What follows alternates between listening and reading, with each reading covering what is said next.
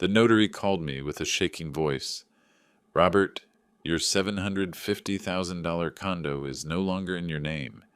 Your son forged your signature and transferred it to his father-in-law. I felt the floor vanish beneath my feet. Before we continue, make sure to subscribe to the channel and hit the bell notification because we have new stories every day. Please leave a like and tell us in the comments which city you are watching from. My name is Robert Morales. I am 64 years old, and for my entire life I believed I understood exactly what the word family meant. I was an architect for 40 years. I built buildings that still stand proudly in Chicago. After becoming a widower 16 years ago, I dedicated every ounce of my energy to giving my son Michael everything I never had. Private university trips abroad, professional contacts, and his own condo when he got married. I thought I was building a legacy of love and sacrifice. How wrong I was. That afternoon in April 2024 began like any other. It was 4:30 when my phone rang. Charles the notary, who had certified the purchase of my condo 15 years ago, never called me without a reason. His voice had a weight that immediately put me on alert. Robert, I need you to come to my office urgently. Or better yet, can I come to your house? It is about your property on Columbus Drive. His tone admitted no argument, and something in my stomach twisted in a way I had not felt since the day I lost my wife Mary. Charles arrived 40 minutes later with a worn leather briefcase and an expression I had never seen on him. We sat in my living room, the same room where Michael had celebrated his birthdays for years, where we had shared Christmas dinners, where I had believed we were building happy memories. Documents have arrived at my office for a supplementary registration, Charles began while taking papers out of his briefcase. Normally, I would not review this personally, but when I saw your name, something caught my attention. Robert, I have known your signature for 30 years. This, he pointed to the document, is not your signature. I took the papers with hands that were beginning to shake. Deed of transfer of ownership. My $750,000 condo, the one I had bought with the money of a lifetime of honest work, no longer appeared in my name. Instead, it clearly read, Richard Miller. Who is Richard Miller? Charles asked, although from the expression on my face he must have guessed that I knew. He is Sarah's father, I replied with a voice I did not recognize as my own. My son Michael's wife, his father-in-law. Charles nodded slowly, confirming what we both already knew, but neither wanted to say out loud. The initial transfer was done at a county clerk office in a neighboring town, not in my office. That is why I did not find out sooner. These documents arrived at my desk only because the supplementary registration was required here in the city. Robert, when I saw this forged signature, I knew I had to warn you immediately. This is document fraud. I stared at the papers for what seemed like hours, but were only minutes. My mind tried to process the magnitude of what I was seeing. My son, my only son, Michael, whom I had raised alone after a drunk driver took Mary from me when he was only 19. Michael, for whom I worked 16 hours a day for years to pay for the private university he wanted so much. Michael, to whom I never denied anything. I need copies of all this, I said, finally surprised by the calm I heard in my own voice. Maybe it was shock. Maybe it was that a part of me, a small and painful part, had already seen something like this coming. Charles handed me the complete file. You should also know that according to the records, this transfer was processed in March, 6 weeks ago. And there is something else, Robert. He paused, as if the next words cost him to pronounce. According to the documents, you were supposedly present at the signing, accompanied by 2 witnesses. Of course I know that is a lie. 2 false witnesses, a clerk office in another county where my son had contacts through his father-in-law's construction company. This had not been an impulse. This had been planned, meticulous, and deliberate. What do I do now? I asked, although I was already formulating a plan in my mind. 40 years as an architect had taught me something fundamental. Before building anything, you need solid foundations. and the foundations of my response would be complete information and irrefutable proof. Contact a lawyer specializing in criminal and civil law, Charles replied. This is document forgery, identity theft, and fraud. These are serious crimes, Robert. But you need to move fast and, above all, with intelligence. Do not confront your son yet. First, gather all possible evidence. When Charles left, I sat in the silence of my condo, looking at those documents that certified the most painful theft I had ever experienced. They had not just stolen a material asset. They had stolen the illusion that a father's love could build a son's character. They had stolen the peace of mind of believing that sacrifice was worth it. They had stolen the certainty that I knew the person I had raised. But then something changed inside me. A cold and precise clarity replaced the initial pain. If Michael had planned this with such meticulousness, I would respond with an even more relentless strategy. Not with impulsive revenge, but with calculated intelligence. For years he had underestimated me, seeing me as the old miser who only knew how to work and save. Now he would discover exactly who Robert Morales was when someone threatened everything he had worked honestly for. I picked up my phone and called Mark Stevens, the best criminal lawyer I knew. Then I hired a private investigator. For the next 10 days, I would act as if I knew absolutely nothing. I would smile if necessary. I would maintain the facade of the naive father, because the first rule of war that life had taught me is that your enemy must never know you are ready for battle until it is too late for him to defend himself. The next 10 days were the hardest of my life, not because of what I did, but because of what I had to pretend not to know.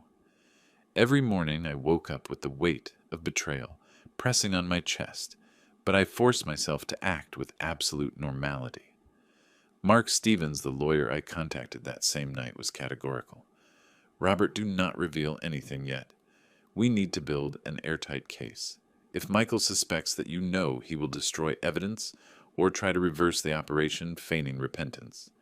On the second day, I hired Roger Wells, a private investigator, recommended by Mark. Roger was 52 years old.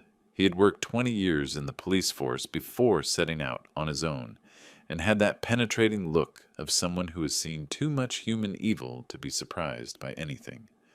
When I showed him the documents of the fraudulent transfer, he simply nodded and said, "This smells like a family conspiracy. Give me a week and I will bring you everything you need." While Roger worked in the shadows, I dedicated myself to meticulously reviewing my own life. I went to the bank where I kept my safety deposit box, the one where I had deposited all important documents since I bought the condo in 2009. Original deeds, payment receipts, certificates of ownership. Everything was there intact and safe. But then I remembered something that froze my blood.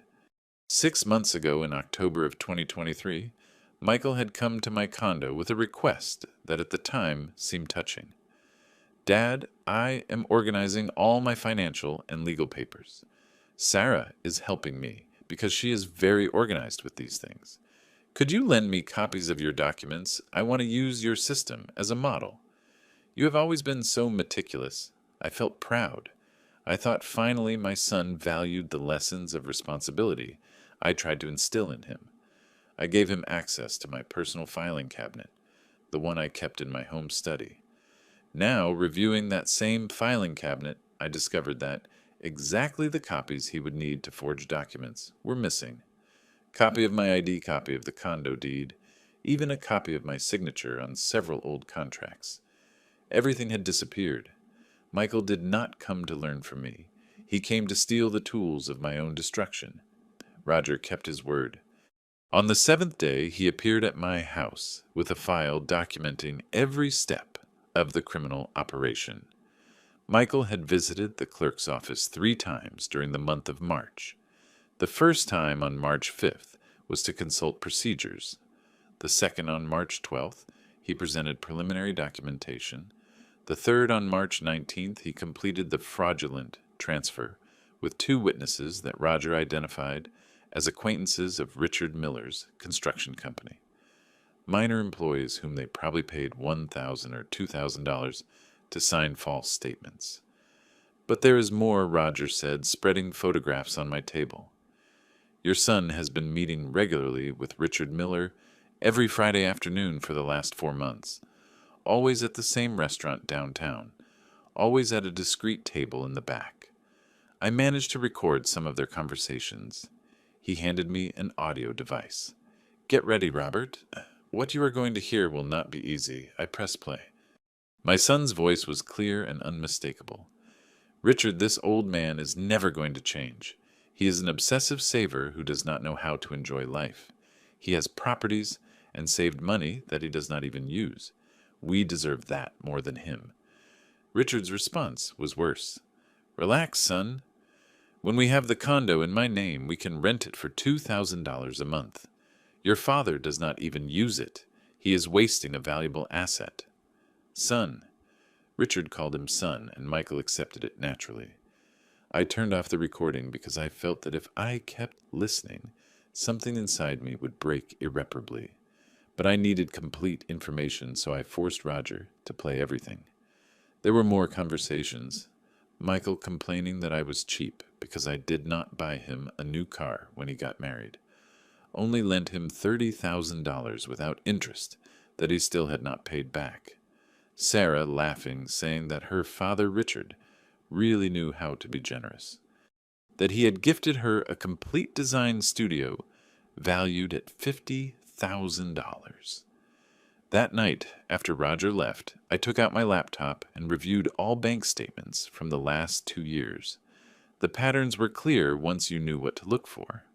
Michael had stopped accepting my invitations to lunch since January of 2024. Every time I proposed seeing each other, he had excuses. Accumulated work trip with Sarah, family commitments with Sarah's family. He never said my in-laws. It was always my political family or directly Sarah's family, as if I had ceased to be his family. Then came the most painful memory. Christmas of 2023. Michael had insisted that we celebrate at the Miller house. I agreed because I thought it was important for him to maintain good relations with his in-laws. The dinner was uncomfortable from the beginning. Richard presided over the table like a satisfied patriarch, telling stories of his business successes, of how he had built his construction company from scratch. Sarah looked at him with adoration, and Michael, my son, in a moment that I now understand, was deliberately cruel, raised his glass and said, I toast to Richard, the father I always wanted to have, a man who knows how to live, who enjoys his success, who is not afraid to spend on his family. Everyone laughed. I forced a smile, thinking it was a joke in bad taste motivated by the wine. But Richard replied, Thank you, Michael. You are the son any man would wish to have.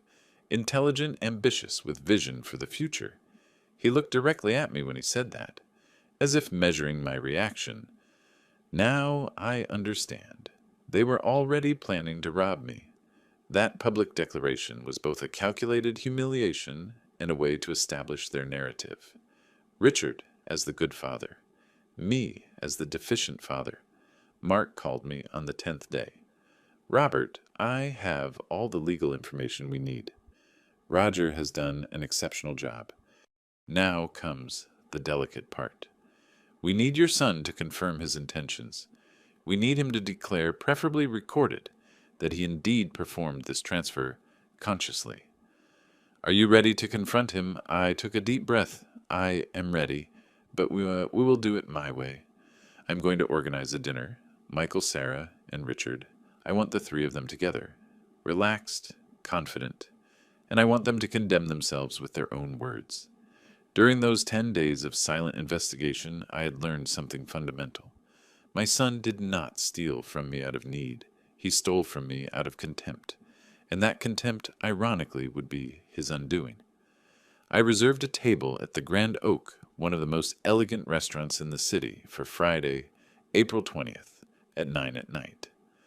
I called Michael personally that morning using the calm and paternal tone he expected from me. Son, it has been a while since we shared a family dinner. I would like to invite you and Sarah, and also Richard. Consider it a way to strengthen family ties. There was a pause on the other end of the line, as if Michael was evaluating some trap, but finally he accepted, with suspicious enthusiasm. Sure, Dad. We would love to. Richard will be happy to join us. Mark arrived at the restaurant 30 minutes before me, occupying a table strategically located 20 feet from mine, with a perfect visual angle but discreet enough not to attract attention. He carried a newspaper and laptop, playing the role of a businessman dining alone. In my right jacket pocket, I carried a state-of-the-art digital recorder that Roger had gotten me. As small as a USB drive, but with the capacity to capture conversations within a radius of 15 feet with perfect clarity. Michael, Sarah, and Richard arrived together at 9:15. I watched them approach from my position at the table, and something in their body language revealed everything I needed to know.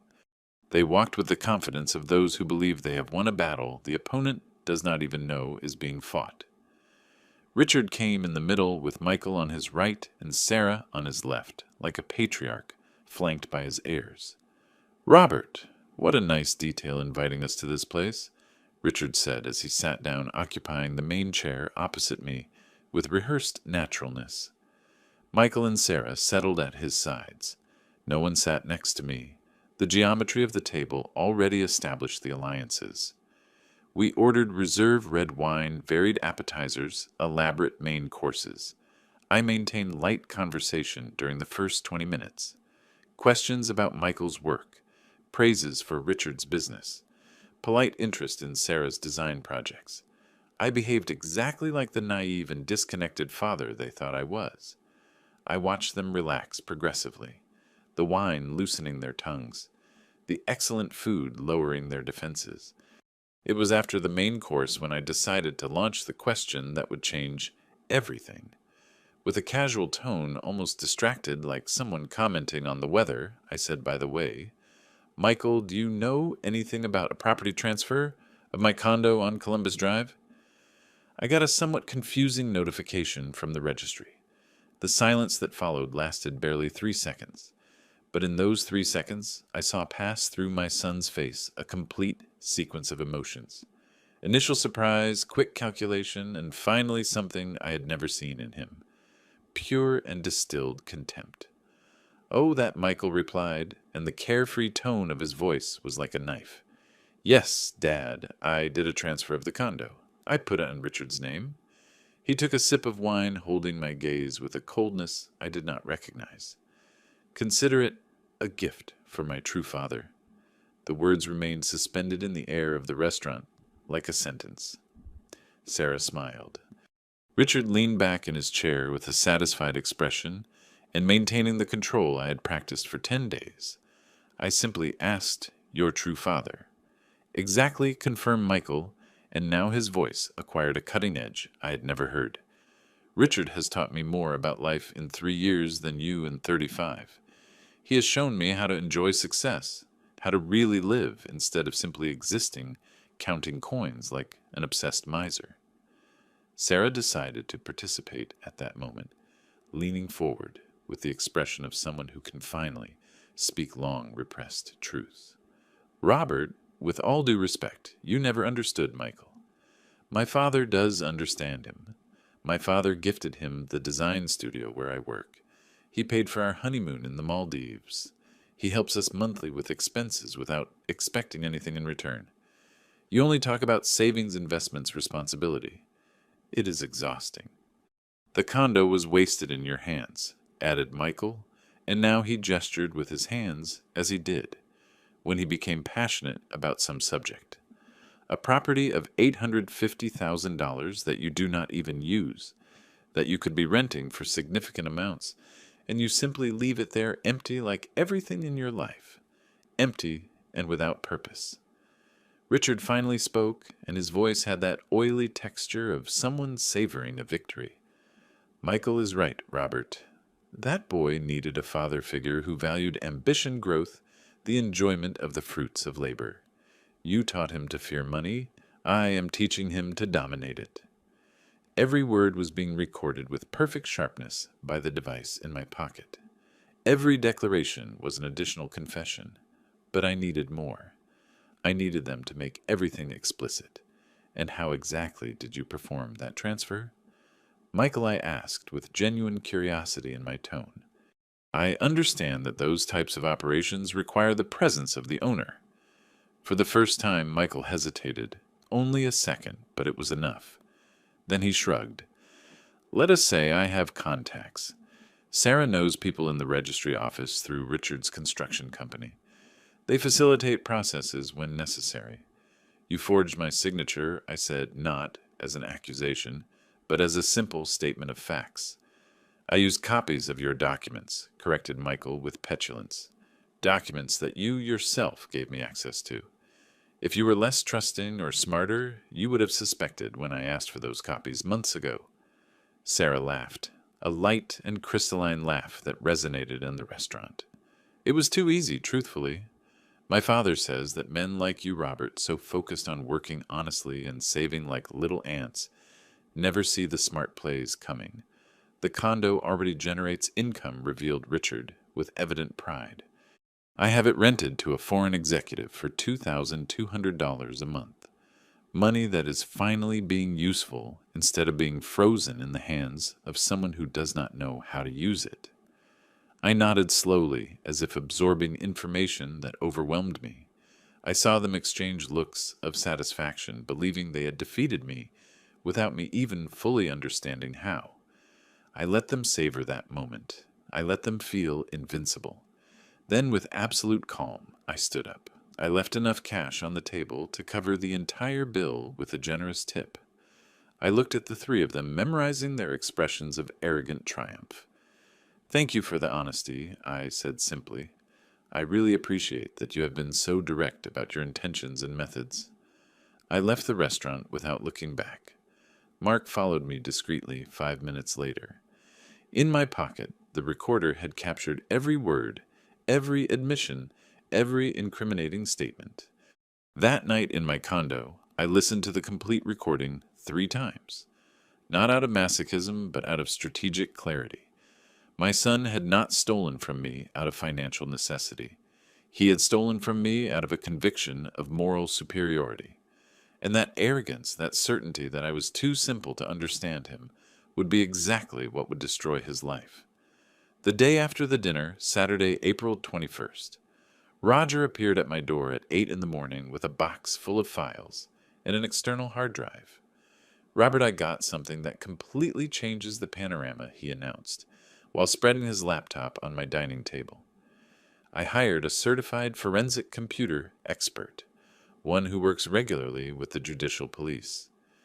We recovered deleted messages from Michael's phone and also accessed cloud backups of Sarah's conversations.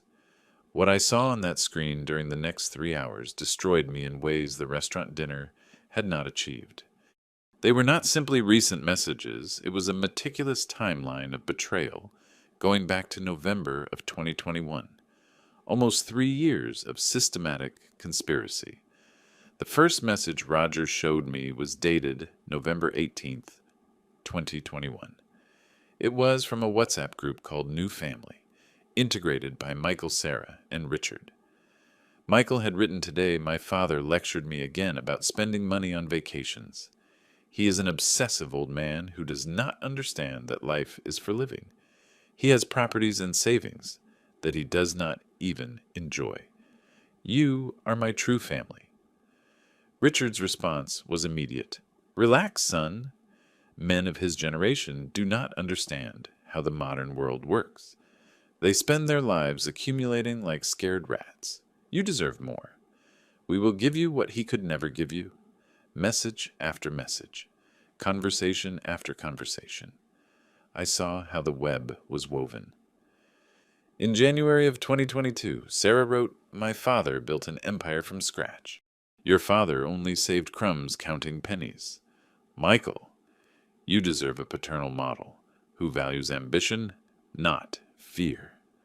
Michael responded with applause emojis. In March of that same year, the conversation became darker. Richard suggested that condo of your father's in the city is worth a fortune and is wasted. Someday it should be in the hands of someone who knows how to make it profitable. Michael answered, "Someday, Richard. Someday." Roger pointed to the screen. "Here's where the criminal idea begins to take concrete shape." It was August of 2022. Michael had written, "I saw documents for the condo when I was at my father's house. It is valued at $750,000. He never uses it. He just has it there, gathering dust while he preaches about financial responsibility." "It is pathetic," Richard responded. "Do you have access to those documents? I know people in property registries. If you get the necessary copies, we could explore options." I had to get up and walk to the window. Breathe. Process. This had not been a recent impulse. They had been planning to rob me for more than 2 years, waiting for the right moment, collecting pieces of the puzzle. "There is more," continued Roger with a soft voice. "In October of last year, when Michael asked you for copies of documents, claiming he wanted to organize himself better, he left a record of that too. He showed me messages from October 23rd, 2023.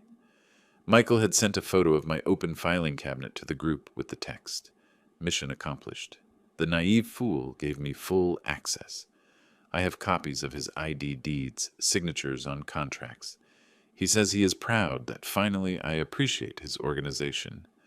The laughter and emoji format that followed made me feel nauseous. Sarah had responded, 'Your father is so predictable. Cheapskates always believe everyone wants to learn to be as miserable as them.' Richard added, 'Perfect son. Now we just need to wait for the opportune moment and process everything discreetly. My contacts are ready.' But the most devastating part came later. Roger opened another folder of messages, these from February of 2024, just 2 months before executing the fraudulent transfer. Michael had written a long message that seemed more like a confession or personal justification. Sometimes I wonder if I should feel guilt for what we plan to do. Then I remember all the times my father made me feel small for wanting to enjoy my money.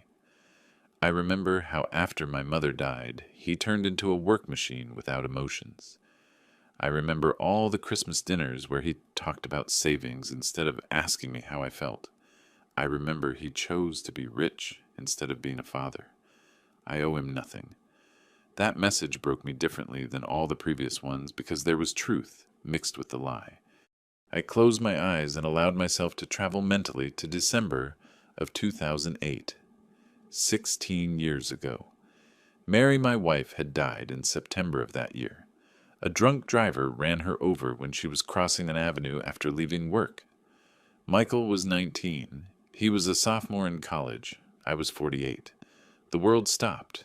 I remembered how I handled that grief, burying myself in work, accepting additional projects, working 16 to 18 hours a day because when I was busy, I did not have to face the unbearable void of our home. I paid for Michael's private university.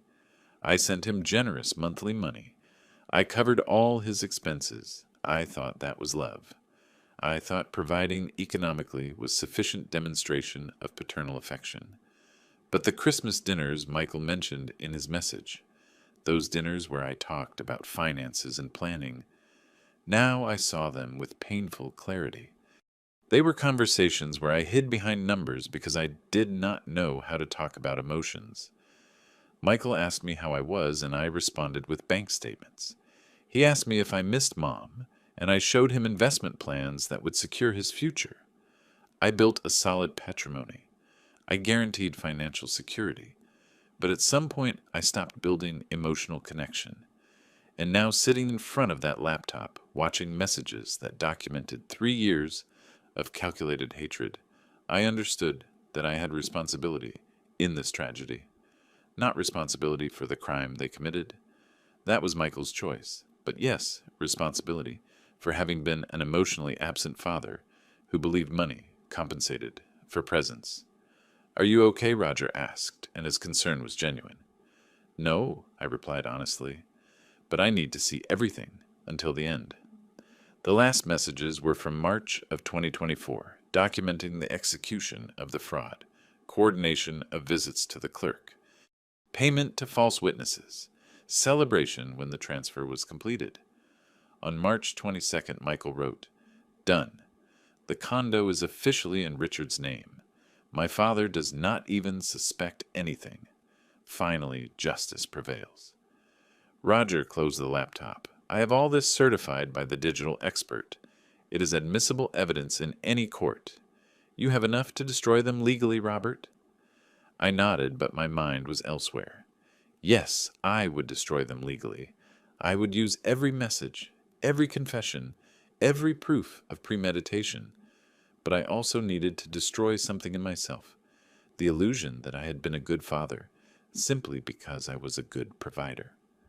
On Monday, April the 23rd, Mark summoned me to his office urgently. When I arrived, I found on his desk a mountain of bank documents, investment statements, and folders, labeled with alphanumeric codes. His expression was strange, a mixture of concern and something that seemed almost amusement. "Robert, I needed to review your patrimonial situation before proceeding legally," he began, pointing to the documents. I wanted to make sure there were no other vulnerabilities that Michael or Richard could exploit, and I discovered something extraordinary. He paused dramatically. "Your son thinks he stole your most valuable asset. He has no idea how wrong he is." He opened the first folder. "According to my investigations and the documents you provided me from the bank, besides the condo of $750,000, you possess $400,000 in diversified investment funds distributed in 3 different entities, $200,000 in government bonds. And this is the most interesting." He opened another folder with a confidentiality stamp. $300,000 in an offshore account you opened 12 years ago as an emergency reserve. The numbers floated in front of me. I had never added them all together this way.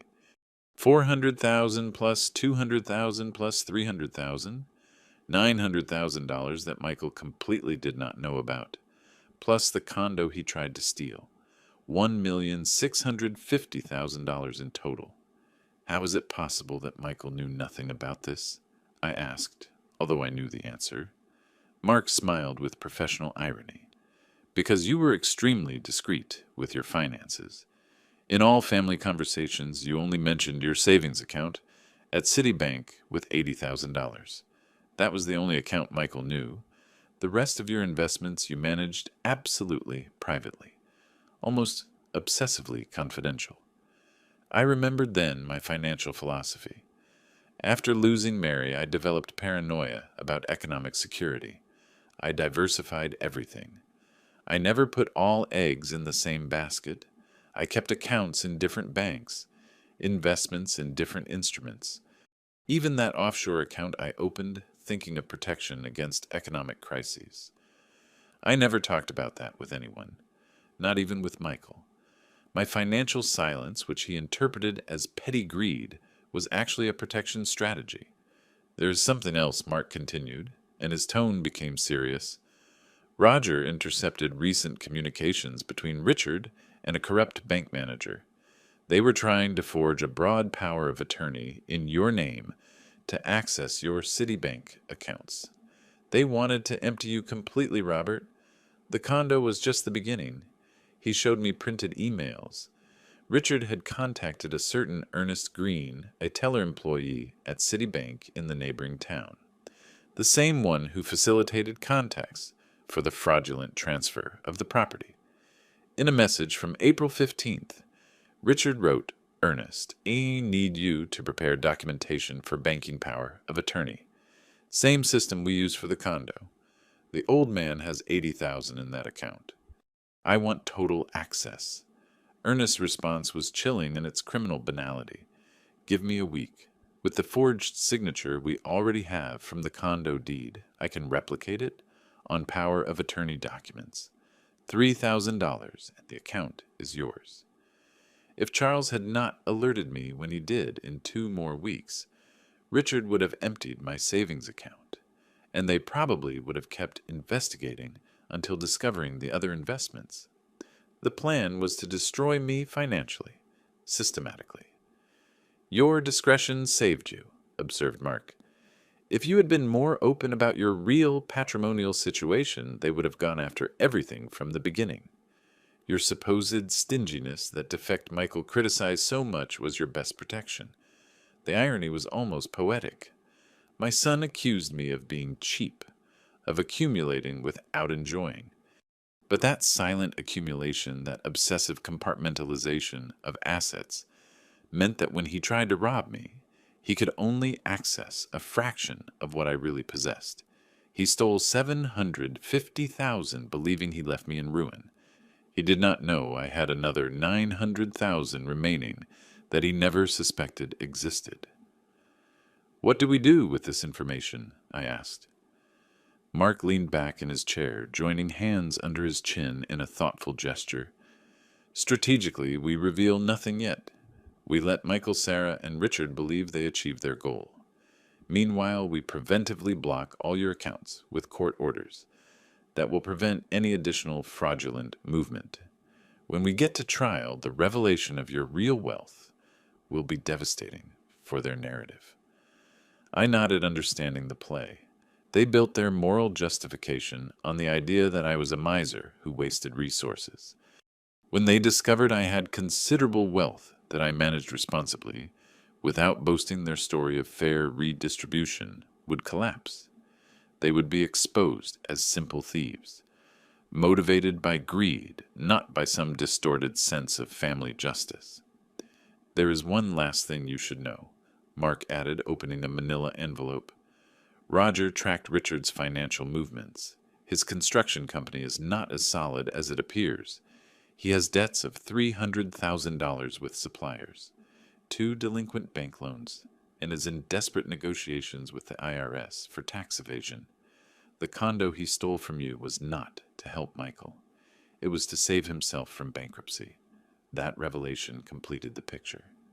Richard Miller, the successful businessman Michael admired so much, the superior paternal model who supposedly knew how to live and enjoy, was financially ruined.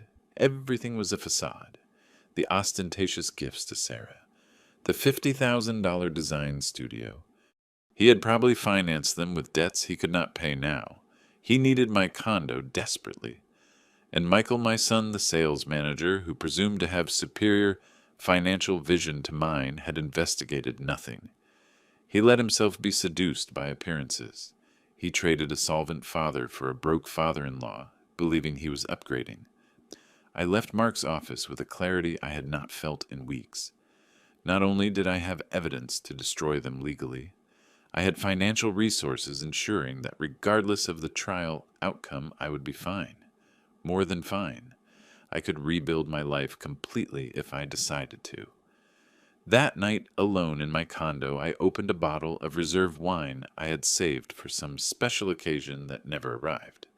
I toasted with myself, to the discretion that saved my wealth, to the financial paranoia Michael called greed, to having been underestimated so completely that my enemies never saw their own destruction coming.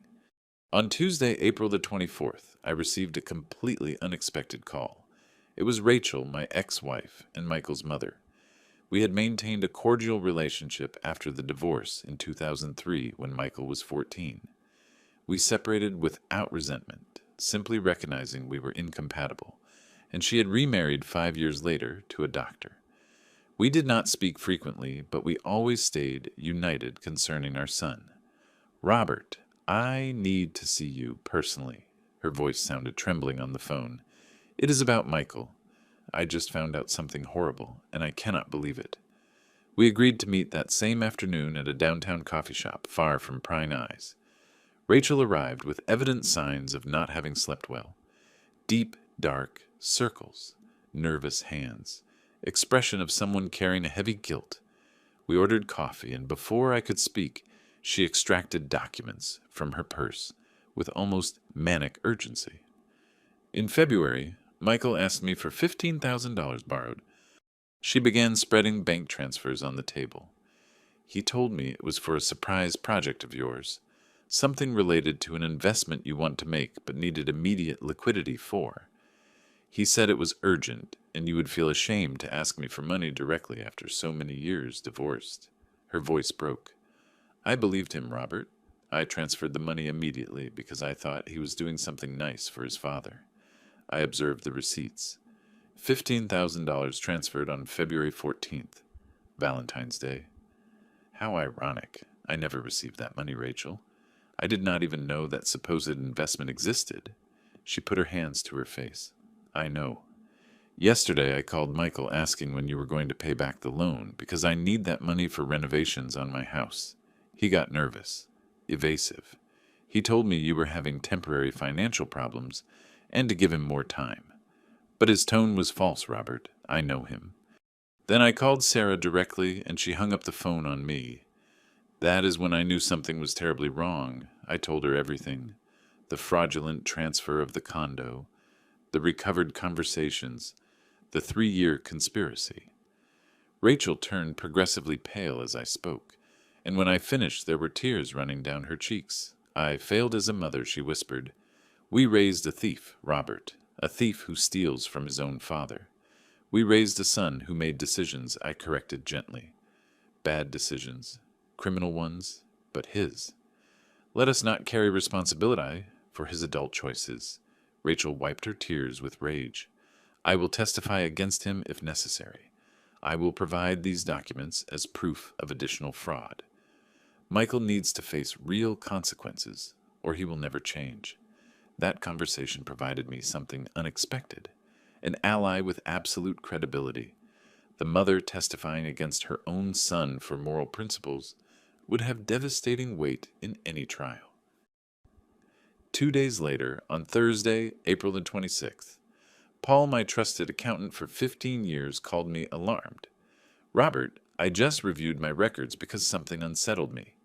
On January 12th, Michael came to my office requesting copies of all your tax documentation for the last 5 years. He said it was to help you organize yourself better, that you were going to prepare a will and needed to have everything in order. Paul continued with evident discomfort. I gave him copies of tax returns, property certificates, fiscal statements. I thought he was being a good son, helping you with bureaucratic paperwork. Now I understand he was gathering information for something completely different. That documentation explained how Michael knew so specifically my patrimonial situation, or at least the part reflected in tax returns.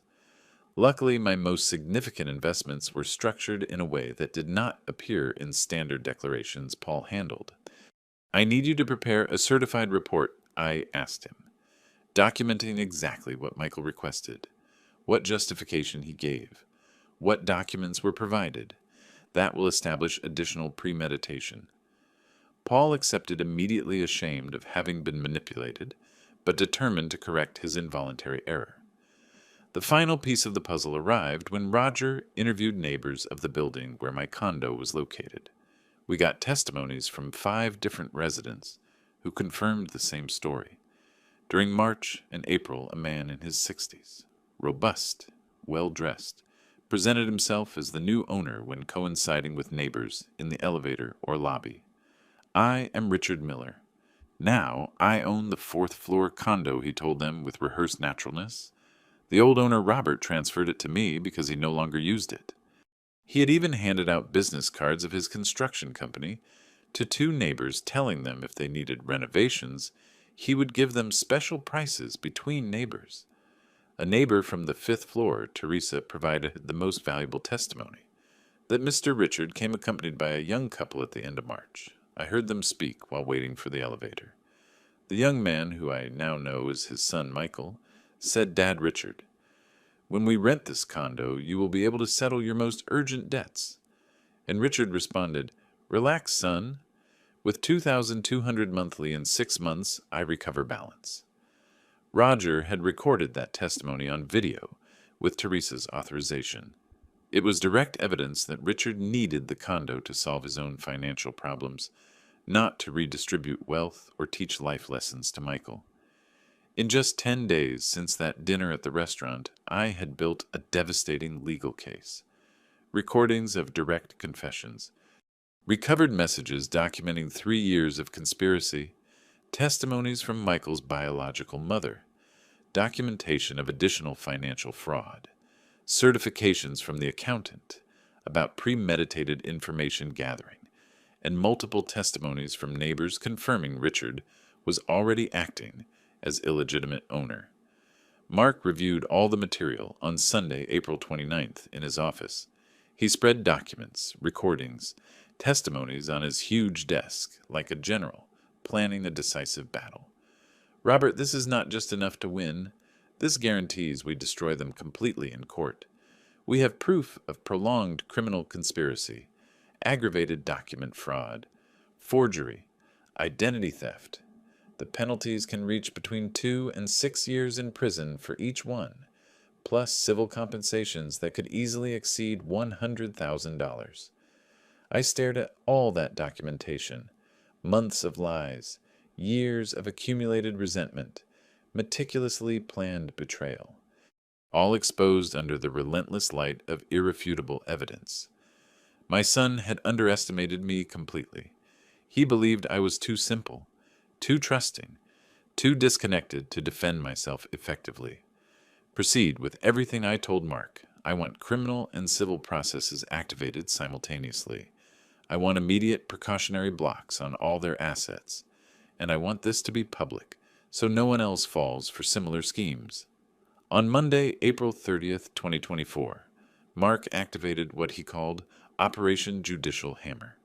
At 9 in the morning, he presented 3 lawsuits simultaneously in different courts: criminal complaint for document forgery and fraud, civil lawsuit for moral and material damages, and request for urgent precautionary measures. The judge of the criminal case, Martha Lopez, reviewed the file for 2 hours. Mark told me later that when she finished reading the transcripts of the restaurant recording and the recovered messages, she simply said, "This is one of the most documented cases of family betrayal I have seen in 20 years of career. Proceed with the full weight of the law."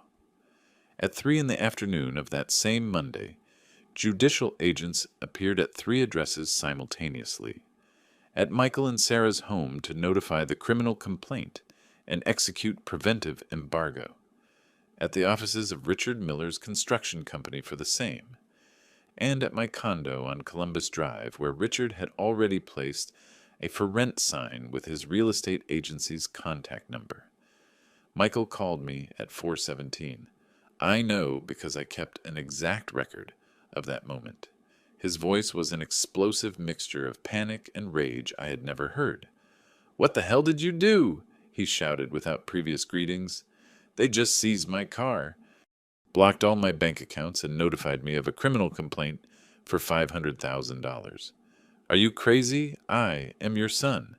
I maintained my voice neutral, almost clinical. "You are my son who committed document fraud, forgery, and criminal conspiracy. The legal consequences are proportional to your actions. It was just a condo you didn't even use." His desperation was palpable. "You cannot destroy my life for this." It was not just a condo, Michael. It was 3 years of conspiracy. It was stealing $15,000 from your mother with lies. It was planning to empty my bank accounts. It was introducing Richard as your true father while calling me greedy and miserable. Every message, every conversation, every movement was documented. And now a judge will decide your punishment. He hung up without saying goodbye. 30 minutes later, Sarah tried to contact me. I did not answer. Then messages arrived from Richard full of empty threats about his lawyers and influential contacts. I filed them as additional evidence. On Wednesday, May 2nd, the court issued a precautionary measure, blocking all assets of the 3 investigated. Michael could not sell his seized car. Sarah saw her personal accounts and the joint account with Michael frozen. Richard discovered he could not move any business asset, not accounts, not machinery, not properties. The construction company was operationally paralyzed. But the real bomb exploded on Thursday, May 3rd, when my condo was officially recovered through a court order of immediate eviction of the tenant Richard had installed. The foreign executive, who paid $2,200 monthly, found court agents at his door, explaining that the lease contract was void because the person who rented it to him was not the legitimate owner. Richard had to return the $4,400 he had collected for March and April, plus indemnify the tenant with $2,000 additional for damages of eviction. $6,400 he did not have. On Friday, May 4th, Paul informed me of something I had not anticipated, but turned out devastating for Michael. Robert Human Resources at the company where your son works just contacted me requesting certification about the judicial process. By corporate policy, employees under criminal investigation for fraud cannot maintain positions with access to confidential financial information. Michael was suspended without pay that same day. His salary of $3,200 a month disappeared instantly, and according to a contractual clause he probably never read, if he resulted convicted for crime related to forgery or fraud, dismissal would be automatic, without compensation. On Monday, May 7th, came unexpected news. Sarah had been publicly disowned by her own family. Her mother issued a statement on family social networks, declaring my daughter, Sarah, has participated in criminal acts against a defenseless elderly man. As a family, we completely reject her behavior and dissociate ourselves from any responsibility. Our values do not include robbing fathers or in-laws. Sarah's 2 siblings made similar statements. Her brother even offered voluntary testimony to Mark about conversations, where Sarah bragged about the perfect plan to strip the greedy old man of properties without him suspecting anything. On Wednesday, May 9th, Richard's construction company lost its most important contract. The city council rescinded a development agreement valued at $1.2 million, citing unacceptable reputational risk after the fraud case against the elderly father-in-law became public.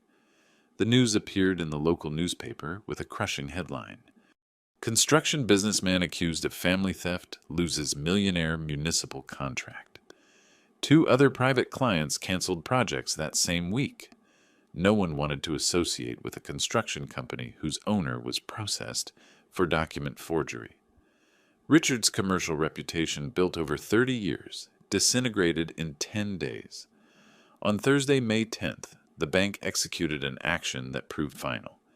It canceled all credit lines of Michael, Sarah, and Richard, citing high moral risk due to documented fraudulent activities. Richard had 3 business loans totaling $280,000, maturing in the next 18 months. Without the ability to refinance and with blocked assets, the construction company technically entered bankruptcy. Mark kept me informed of every development with daily reports. Robert, they are collapsing systematically. Michael, without a job or access to funds. Sarah, isolated familiarly and financially broke. Richard, facing total business bankruptcy plus criminal process that could effectively send him to prison for having previous tax records. On Friday, May 11th, I received the most satisfying judicial notification.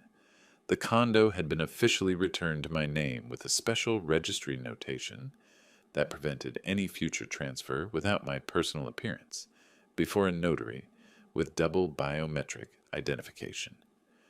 Charles personally supervised the registry, ensuring never again could someone forge my signature to steal that property from me. That afternoon, sitting in my living room, I calculated the damages I had inflicted without ever raising my voice, without threatening physically, simply using the law with surgical precision. In 11 days since the filing of lawsuits, I had destroyed 3 lives, not with emotional revenge, but with natural legal consequences of criminal actions. Michael lost his job and professional reputation. Sarah lost family and economic solvency. Richard lost his company clients and commercial future. The 3 face criminal process that could result in effective prison sentences, or in the best case for them, devastating fines and permanent criminal records. And I, the old miser who supposedly did not understand how the modern world worked, continued with my wealth, intact, my dignity restored, and the cold satisfaction of having proven that underestimating someone is always a fatal, strategic error. The next 3 weeks were like watching a poorly built building collapse floor by floor. I did not need to do anything beyond what I had already initiated. Legal and social gravity did the rest of the work for me. On Tuesday, May 15th, Roger informed me that Michael and Sarah had put their condo up for urgent sale. They needed liquidity desperately to hire competent defense lawyers because the public defenders assigned initially reviewed the case and basically told them the evidence was so overwhelming, the only thing negotiable was sentence reduction through full confession. The condo they bought in 2020 for $220,000, with an 80% mortgage, now needed to be sold for $190,000 to find a quick buyer. They still owed $160,000 to the bank. After real estate commissions and mortgage cancellation expenses, they would be left with maybe $20,000. Not even enough to pay a decent criminal lawyer during a process that could extend months. On Wednesday, May 16th, happened something I did not anticipate, but revealed to what extent Richard had built his empire on debts. The IRS executed an administrative lien on the construction company's business accounts for accumulated tax evasion of $140,000, corresponding to 2022 and 2023. Turned out, Richard had been declaring smaller fictitious income while moving real money through shell companies. The tax authority had been investigating for a year and a half, but when the scandal of the fraud against me broke, they accelerated their own process. A financial criminal rarely commits only one type of crime. On Thursday, May 17th, Sarah's younger sister contacted Mark, requesting to meet with me. Mark organized a meeting in his office with all legal precautions. She was 29 years old, worked as a nurse, and as she explained to me, had always kept distance from the ostentatious lifestyle of her father and sister. "Mr. Morales, I come to ask for forgiveness on behalf of my family," she began with a firm but emotional voice. "Not all Millers are thieves. My mother is devastated. My siblings and I grew up believing Dad was successfully honest. Now we discover everything was smoke. Debts, tax fraud, and now this." She paused. "I want to testify voluntarily about conversations I heard last December during Christmas Eve dinner." Mark recorded her statement. She remembered with disturbing precision how Richard, after several glasses of champagne, had toasted, saying next year, "We will be richer. I have a perfect plan to acquire a valuable asset without spending a dollar." Michael and Sarah had laughed complicitly. She thought at that moment they spoke of some legal real estate business. Now she understood they spoke of robbing me. On Friday, May 18th, the local newspaper published an extensive article on the case. They did not mention my name for legal victim protection, but clearly identified a well-known 62-year-old builder accused of defrauding elderly father-in-law through document forgery and complicity with son-in-law.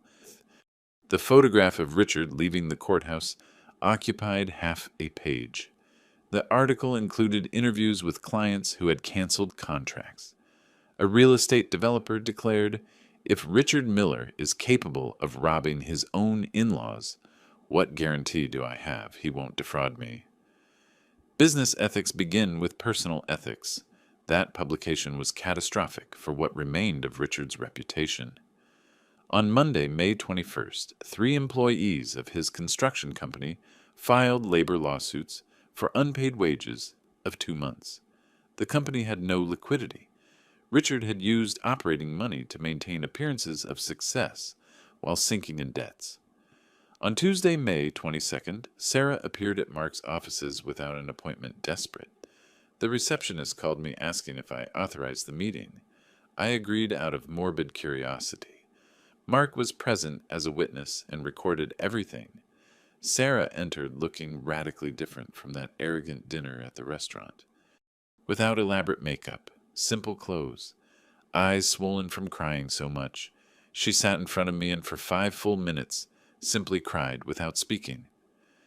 "Mr. Morales, I am sorry," she said finally. "I am sorry for everything. My father convinced me that you were selfish, that the condo was wasted. I just wanted Michael to be happy. I did not think of the legal consequences. I did not think it was so serious. I maintained a neutral expression. Sarah, you planned this for 3 years. It was not an impulsive error.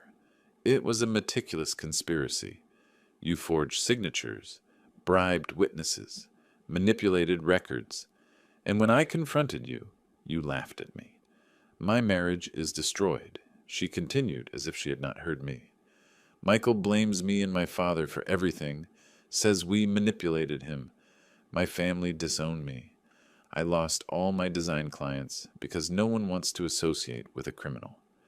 I am 33 years old and my life is finished. The consequences of criminal decisions are proportional to the crimes, I replied without emotion. I did not come here seeking your compassion. You came seeking mine. But compassion is offered to victims, not perpetrators.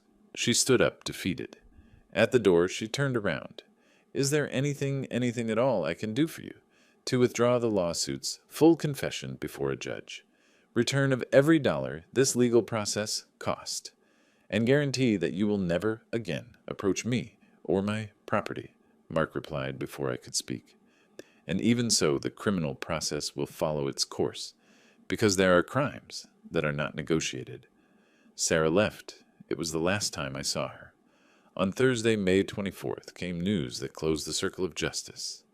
Ernest Green, the corrupt bank employee who facilitated contacts for the forgery, was arrested by the police following an internal investigation by the bank. They found evidence he had participated in at least 7 similar fraudulent operations over the last 4 years, charging between $2,000 and $5,000 for each one. His testimony seeking sentence reduction confirmed every detail of how Michael Richard and he coordinated the document forgery. Ernest provided WhatsApp messages, emails, and even recordings of clandestine meetings, where Richard handed him envelopes with cash. On Friday, May 25th, exactly 25 days after activating the legal operation, Mark summoned me to his office, with a smile I had not seen on him before. Robert, their defense lawyers, just requested a mediation meeting. They want to negotiate an out-of-court settlement. They are broken, scared, and desperate. They have seen the case is unassailable. Now they seek to minimize damages, confessing everything in exchange for recommendations of judicial clemency. I looked out the office window towards the city spreading under the May sun. 4 weeks ago I felt betrayed and vulnerable. Now I watched how 3 people who completely underestimated me begged for mercy they did not deserve. There is no agreement, I said with absolute calm. What do they face in a full trial with the full weight of evidence? I want a formal judicial sentence, not a private arrangement. This needs to be public, so other fathers know how to defend themselves.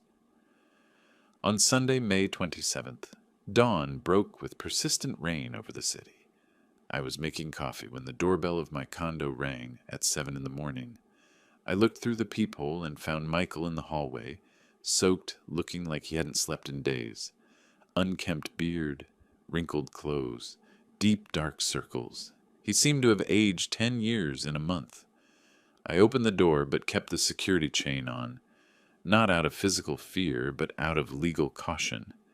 Mark had warned me any encounter without witnesses could be manipulated later. Dad, please, I need to talk to you. Need to talk to? His voice was barely a broken whisper. I have been walking all night in the rain trying to find the right words. I need you to listen to me. I activated the recorder on my phone before answering. Everything Michael said would remain registered. Speak from there. I can hear you perfectly. Aren't you going to let me in? I am your son, Dad. Your only son. You are the man who conspired for 3 years to rob me. You are the man who called another father his true father. You are the man who laughed at me when he confessed his crime. That definition is more relevant now than any biological tie. Michael leaned against the doorframe as if his legs barely held him. You are right about everything. I was a monster. But Dad, it was Sarah who manipulated me. It was Richard who planted ideas in my head. They convinced me you were selfish, that the condo was wasted. I just wanted to be accepted by my wife's family. I listened to that narrative with almost amused disbelief. The classic defense of the repentant criminal, blaming everyone but himself. I closed the door. I crossed to the study and returned with a folder I had prepared exactly for this moment. I had mentally called it the reality file. I opened the door again, this time holding the folder. Michael, before you continue rewriting history, let me show you something. I began to read aloud, holding papers where he could see them but not reach them. Message from you dated November 18th, 2021. 2.5 years ago. Today my father lectured me again about spending money on vacations. He is an obsessive old man. Did Sarah dictate that to you? Did Richard write that for you? Michael paled, but tried to maintain his version. I was angry that day, but... Wait, there is more. I interrupted. Message from March 28th, 2022. That condo of my father's is worth a fortune and is wasted. He never uses it. Another from August 15th. My father is pathetic. He only knows how to accumulate money, like a scared rat.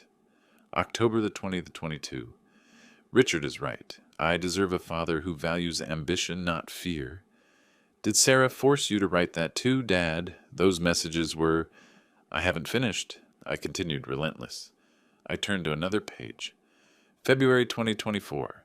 Your most revealing message. Sometimes I wonder if I should feel guilt for what we plan. Then I remember my father chose to be rich instead of being a father. I owe him nothing.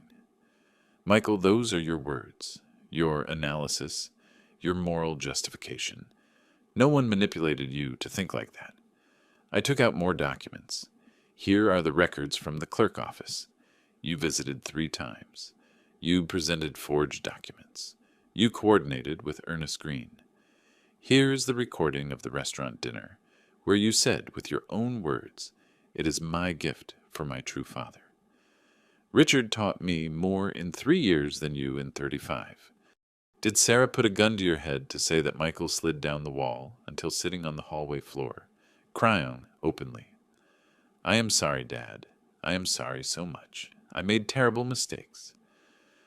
But you cannot destroy my life for this. I am your son. Family forgives. Family forgives mistakes. I responded with a voice that sounded strangely calm, even to me. Tripping is a mistake. Forgetting a birthday is a mistake. Arriving late is a mistake. Conspiring for 3 years to commit document fraud is not a mistake, Michael. It is a decision. It is character. It is a revelation of who you really are when you think there are no consequences. I lost my job, he sobbed. Sarah left me.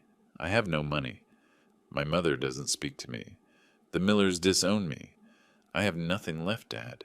You were going to leave me on the street.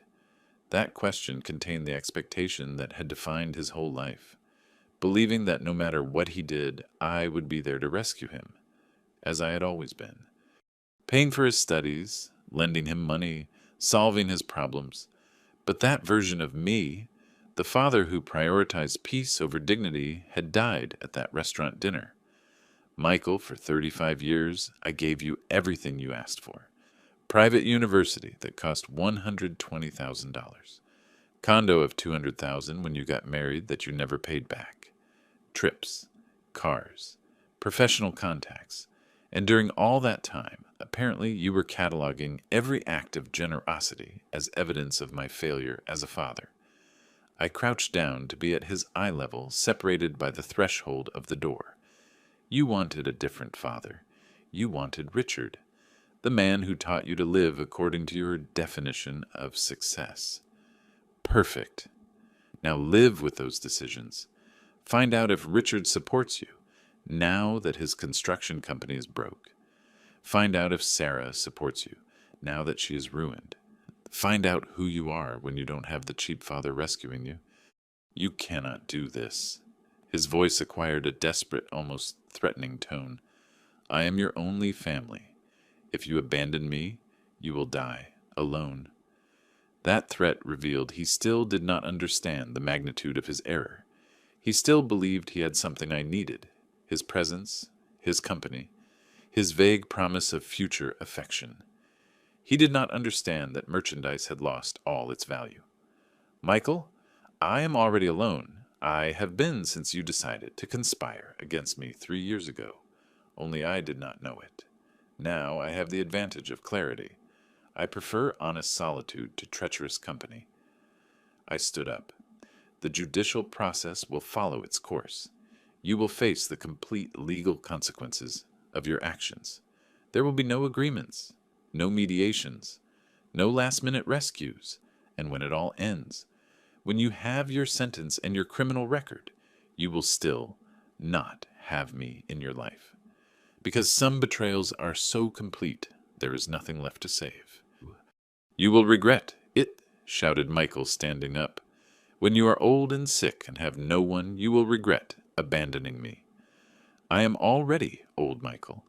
I am 64, and the only sickness I had was believing unilateral sacrifice builds relationships. You cured me of that illusion. I should thank you."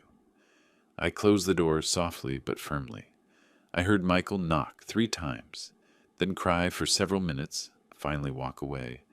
From my living room window, I saw him walk in the rain shoulders, slumped, defeated figure, losing himself among the wet streets of the city. I turned off the recorder. Everything had been registered: the attempt at manipulation, the empty excuses, the final threat. If he tried in trial to claim he sought sincere reconciliation, I would have evidence to the contrary. I sat on my sofa, and for the first time since this nightmare began, I did not feel pain. I felt something different: liberation. The trial began on Monday, September 9th, 2024, at the Superior Court, Courtroom 3, under the presidency of Judge Martha Lopez. Almost 5 months had passed since that restaurant dinner where everything began. 5 months during which Michael, Sarah, and Richard saw their lives disintegrate systematically while I observed with clinical distance. The room was full: local press, law students, other lawyers interested in jurisprudence on family fraud. Mark had built such a solid case the trial was news even before starting. Michael entered flanked by his public defender, Julian, a young man fresh out of university who clearly was overwhelmed by the magnitude of the file. Sarah arrived alone. Her private lawyer had resigned weeks before upon not receiving fees. Richard appeared with Regina Black, a veteran criminal lawyer, who charged $50,000 up front, but whose expression reviewing the evidence made clear she knew she was defending the indefensible. I sat in the front row of the public section with Mark by my side. When Michael saw me, he looked away immediately. Sarah held my gaze 3 seconds before lowering it, ashamed. Richard looked at me with pure hate he did not try to hide. The prosecutor of the case, Carmen Ruiz, a 50-year-old woman with a reputation for being relentless in fraud cases, presented a devastating opening. "Your Honors, what we have before us is not a passionate error or momentary impulse. It is a criminal conspiracy, meticulously planned over 33 months. It is family betrayal, raised to criminal art, and is documented so exhaustively that the only possible verdict is absolute guilt on all charges." For 3 days she presented evidence. The restaurant recordings were played in the room with perfect audio. Listening again to Michael declare Richard was his true father, while judges took notes, was surreal. Recovered messages were projected on a giant screen, chronologically organized, showing the evolution of the conspiracy from vague resentment to concrete criminal plan. Roger testified as a private expert, explaining the methodology of recovering deleted messages. Charles the notary testified about how he detected the forgery. Paul detailed how Michael obtained tax documentation fraudulently. Rachel, my ex-wife, cried on the stand, describing how her own son scammed her $15,000 with elaborate lies.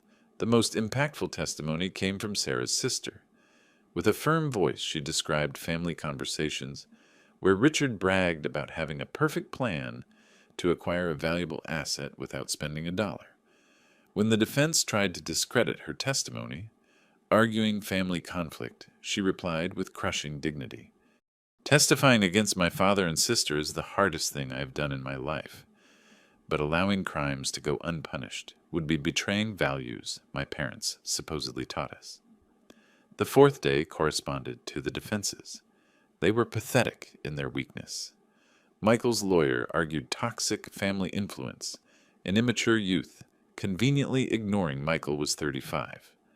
Sarah's lawyer tried to paint her as a submissive wife, following orders of dominant men, an argument destroyed by messages where she actively promoted the theft. Regina Black, defending Richard, tried to allege cultural misunderstanding about family property. A thesis so absurd Judge Lopez interrupted, asking if she really believed judges would accept stealing a $750,000 condo was a misunderstanding. Michael testified, trying to reconcile contradictory narratives. He admitted participation but minimized responsibility. "I recognize I made serious mistakes," he said with a trembling voice, "but my father was emotionally distant. Richard offered me what I needed." Prosecutor Ruiz destroyed him in cross-examination, showing him his own messages, where he clearly led aspects of the conspiracy, where he calculated condo values, where he coordinated with the corrupt bank employee. On Friday, September the 13th, after 4 hours of deliberation, Judge Lopez dictated the sentence. The room fell into absolute silence. Having exhaustively reviewed the evidence presented, this court finds Michael Morales, Sarah Miller, and Richard Miller guilty of aggravated document forgery, qualified fraud, and criminal conspiracy. Her voice resonated with authority, admitting no appeal. Michael Morales and Sarah Miller are sentenced to 2 years in prison convertible, to a fine of $30,000 each, plus 100 hours of community service and prohibition of approaching the victim for 5 years. Richard Miller, as intellectual ringleader and for previous tax records, is sentenced to 3 years of effective prison without possibility of conversion. The gavel struck. Richard paled. Sarah collapsed, crying. Michael stood motionless, processing he would face permanent criminal records. Additionally, continued the judge, immediate return of the usurped property is ordered, plus joint compensation of $25,000 for moral damages in favor of Robert Morales.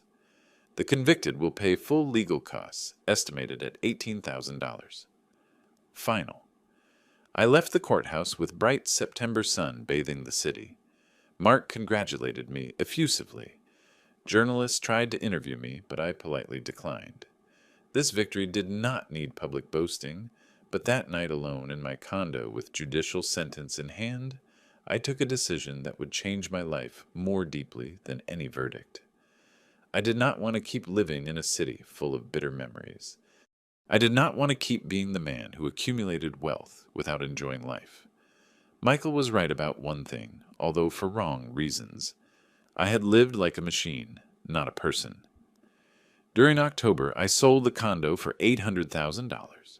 I liquidated conservative investments, held for decades, closed accounts, gathered $1.6 million in completely free capital, and took a decision no one expected. I would move to Santa Barbara, a coastal city I visited once 30 years ago and fell in love with, but never allowed myself to live in because it was not financially sensible. At 64, I decided financial sense without happiness was a worse failure than any failed investment. On November 5th, 2024, I landed in Santa Barbara with 2 suitcases, a backpack, and no plan beyond starting over. I had bought a 2-bedroom condo facing the ocean for $350,000 without even visiting it personally. The real estate agent thought I was crazy when I signed the contract after only seeing photographs. Maybe I was, but it was a necessary madness after decades of excessive prudence.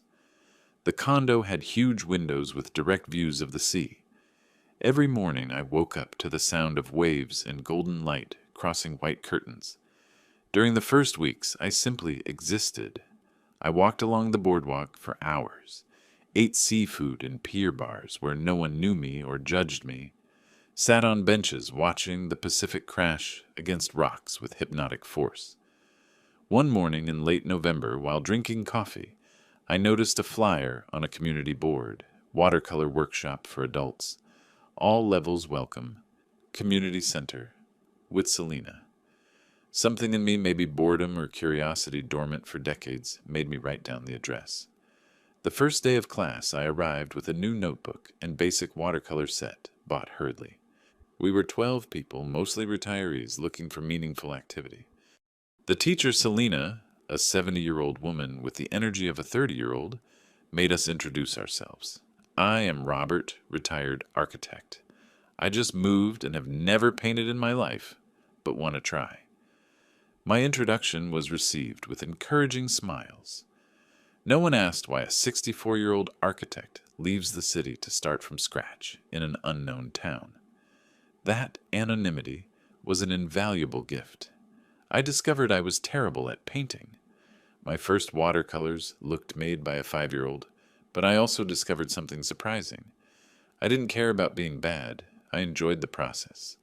Mixing colors, observing how water transported pigments, across paper trying to capture changing light. Of the sea, I saw from my window. For the first time in decades, I did something without productive objective, without expectation of financial return, simply for pure pleasure. Isabella sat 2 seats to my left, in class retired literature teacher, 61 years old, widowed 4 years ago. Her story was different from mine, but we shared something fundamental. We were both rebuilding identities after devastating losses. She had lost her husband to cancer and discovered her only son visited her only when he needed money.